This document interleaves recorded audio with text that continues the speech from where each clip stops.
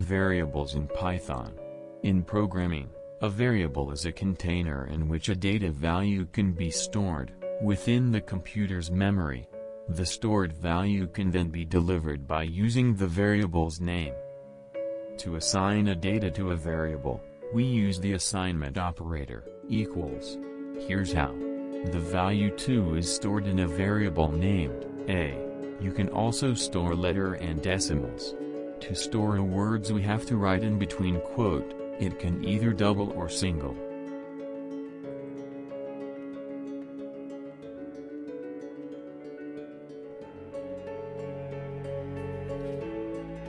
A variable name must start with a letter, or underscore. It cannot start with a number.